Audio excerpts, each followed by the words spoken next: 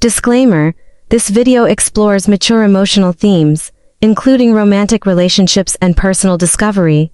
It does not contain explicit material. Viewer discretion is advised. I used to think I knew everyone in my life who mattered. My days were a routine: work, gym, overpriced coffee, then home to my silent apartment and even quieter thoughts. But that night, I learned how quickly everything can shift.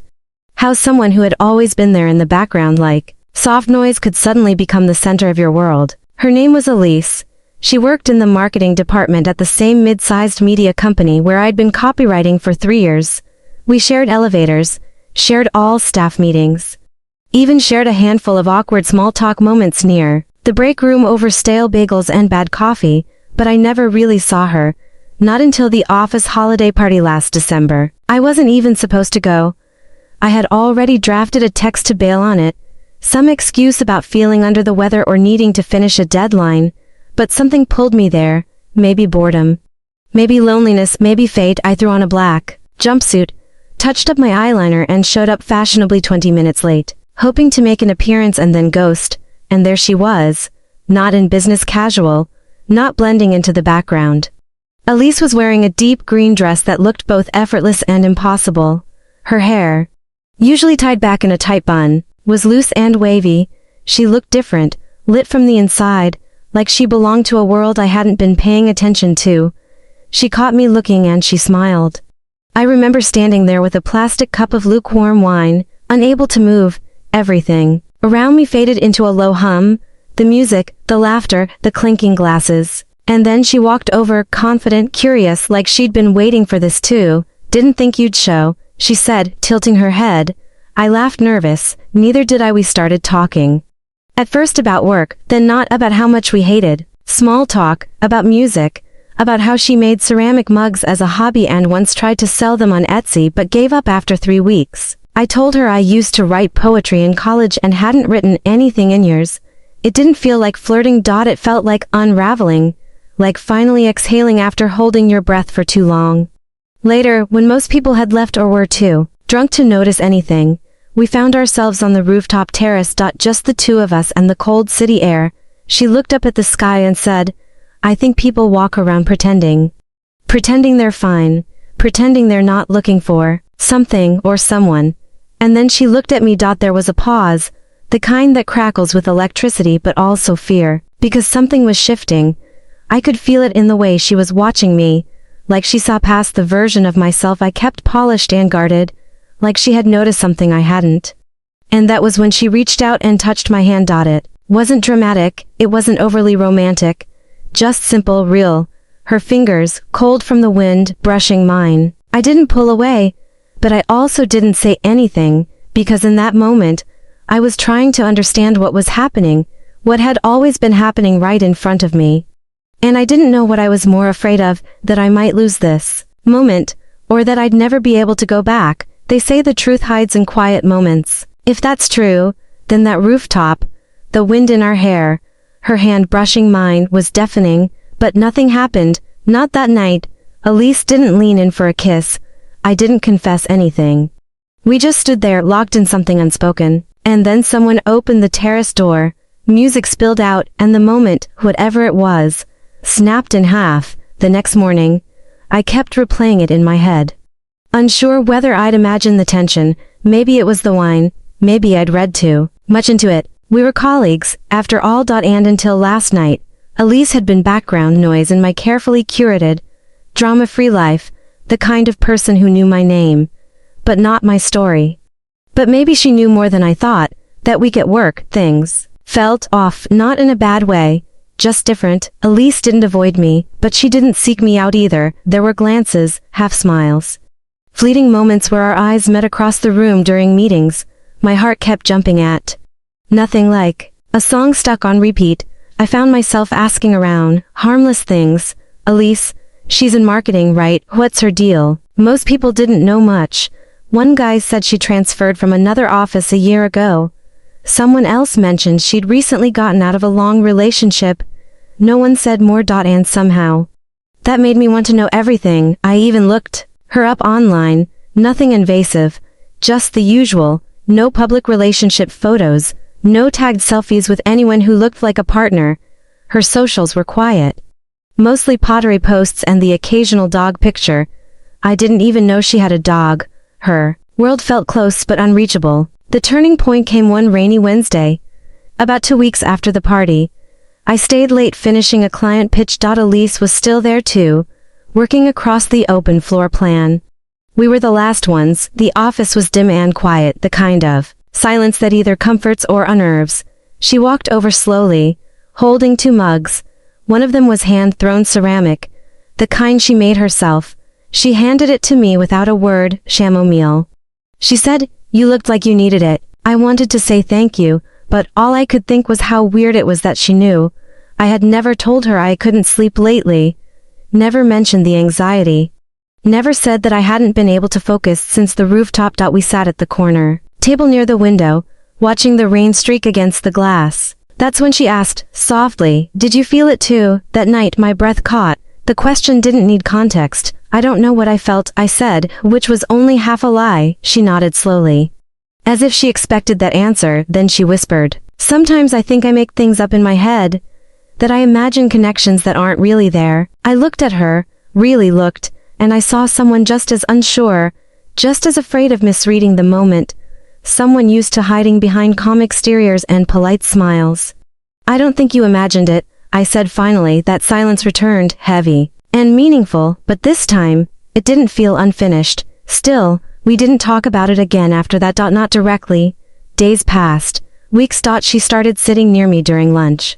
I caught her leaving notes on my desk, little sketches inside. Jokes. We were circling something bigger. Closer. Neither of us brave enough to name it. And then came the night she didn't show up to work. No message, no warning, just gone. That's when I found the note tucked inside the ceramic mug she gave me, folded neatly, my name written in tiny, familiar handwriting. The note wasn't long, just a few lines scribbled in ink that had bled slightly into the textured paper. "Needed air. I'm okay. Just figuring things out. Didn't mean to disappear." At least I read it 3 times before setting it down. My chest felt tight, like I'd been holding my breath all day and hadn't noticed. It wasn't like her to just vanish. She wasn't the dramatic type. If anything, she was always composed, measured. The kind of person who'd rather say nothing than say too much, and that's what scared me. Over the next couple of days, I tried not to spiral. I stayed late at work just in case she came back. I checked her socials, her desk, even asked around. Nothing. Daughter said she'd requested a few personal days. No emergency, no red flags, just personal reasons. But everything felt wrong. I started replaying our conversations in my head, wondering if I'd missed something. Had I pushed too hard that night, said too much, not enough? There was a growing pressure inside me. Not just from missing her, but from the way I had started. Needing her, not romantically, not just emotionally, but deeply, like I'd uncovered something in myself through knowing her. And without her, I couldn't finish the picture. I didn't tell anyone. Not about her, not about the note, not even when my friend Maya invited me out and I just sat there at the bar, distracted. She noticed. "Okay, what's up?" Maya asked, sipping her cocktail. "You've been off for days." I hesitated, then finally said, "There's someone at work." "Elise?"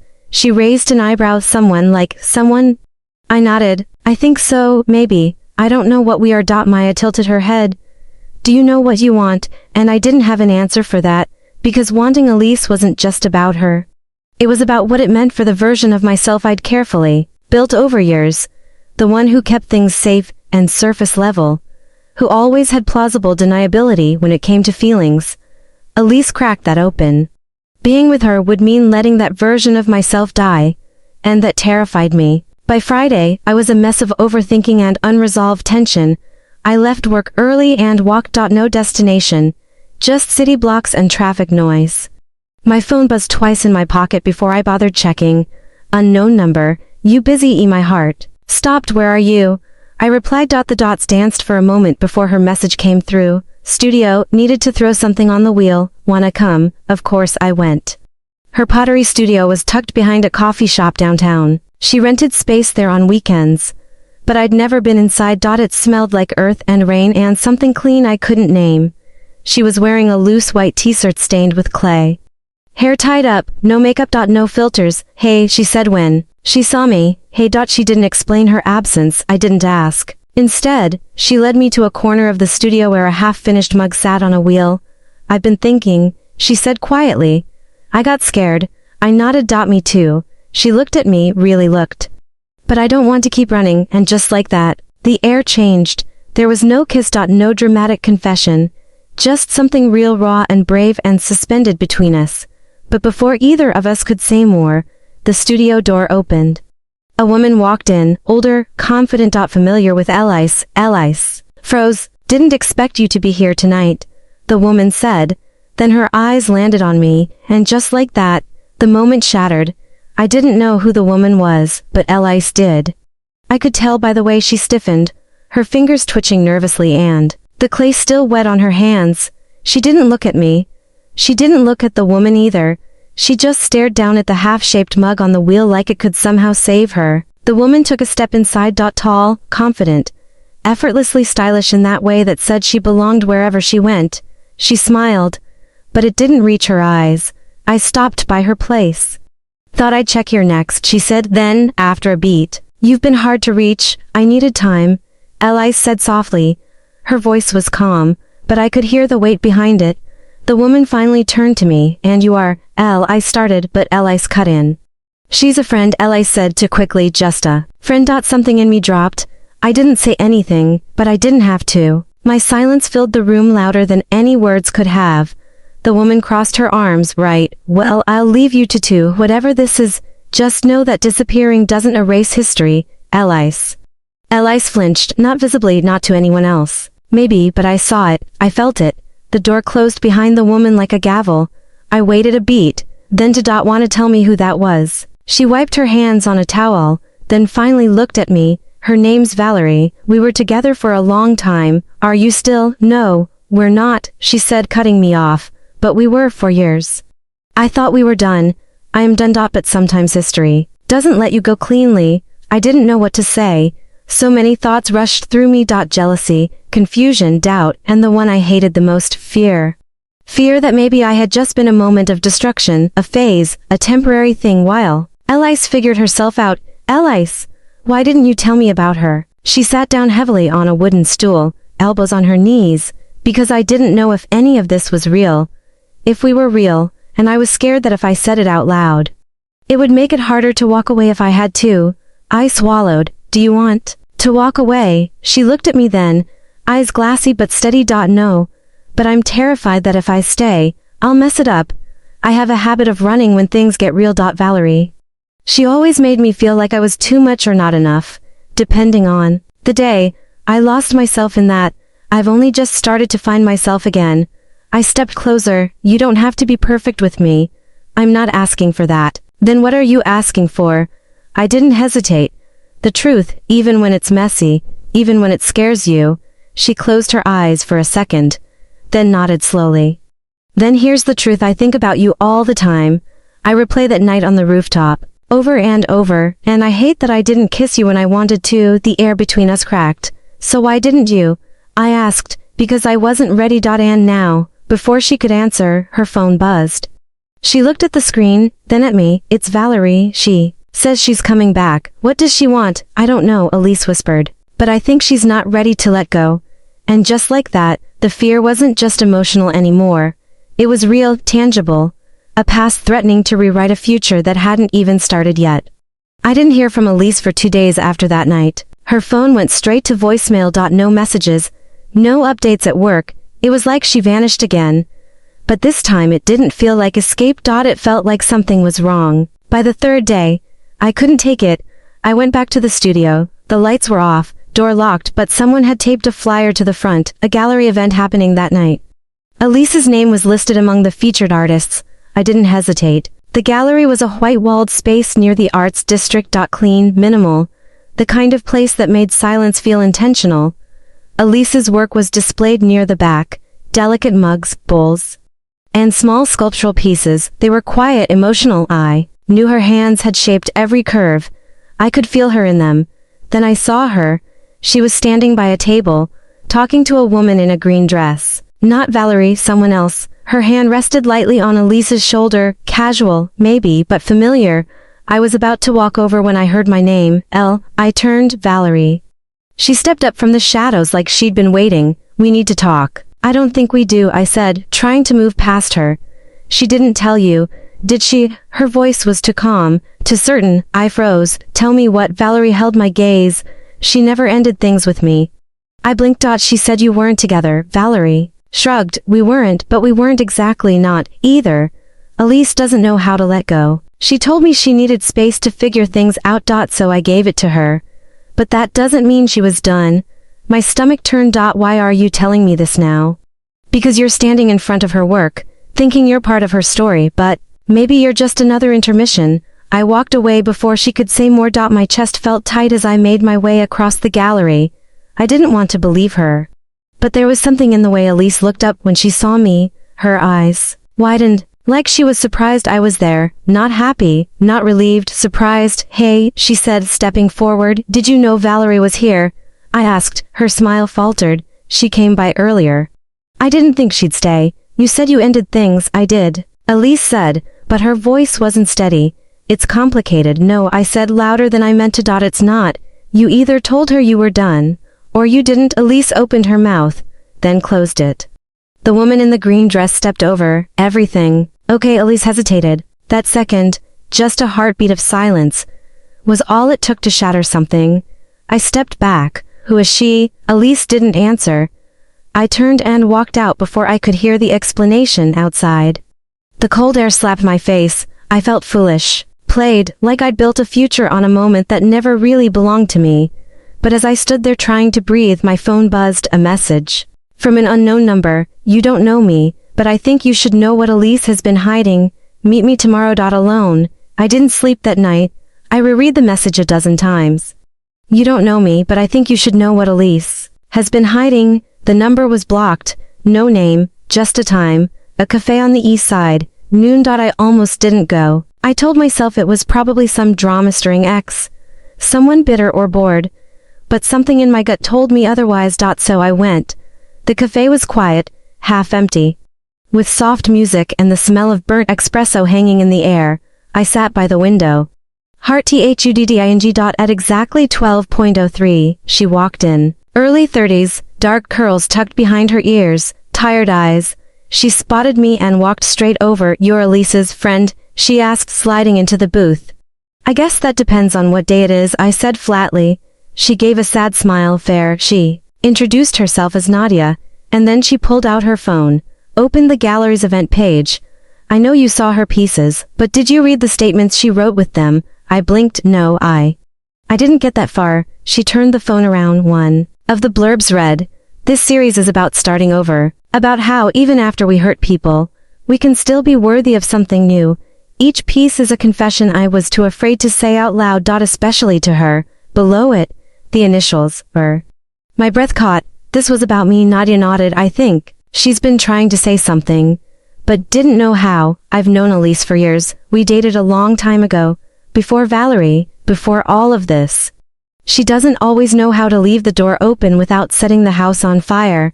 I stared out the window. I wanted to trust her. I really did. Nadia tilted her head.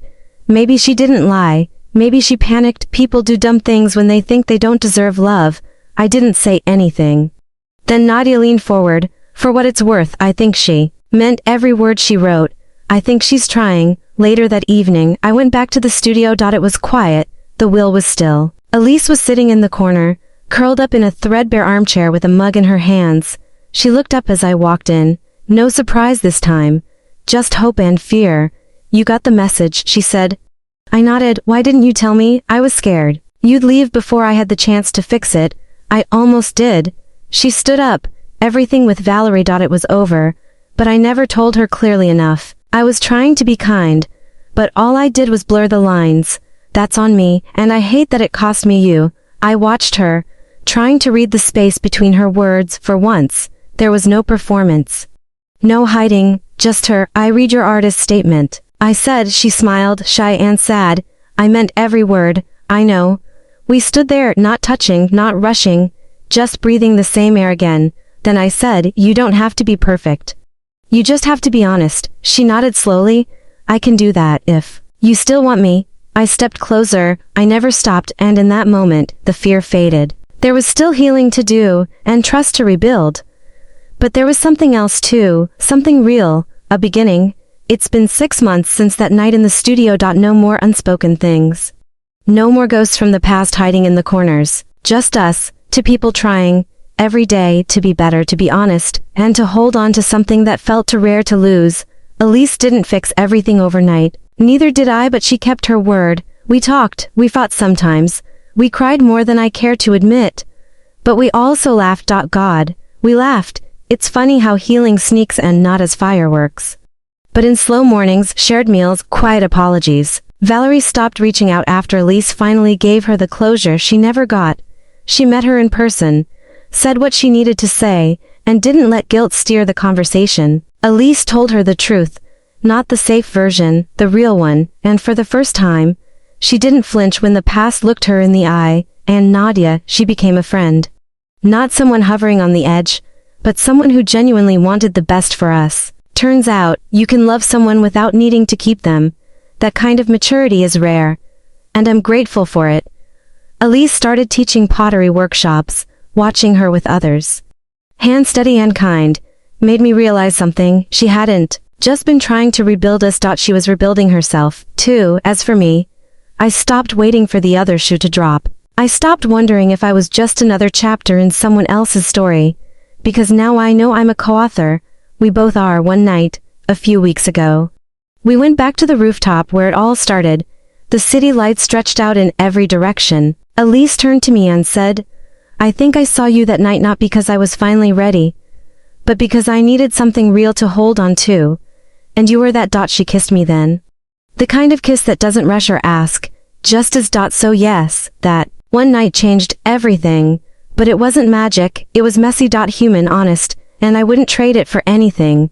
Did you enjoy the story? Let us know in the comments.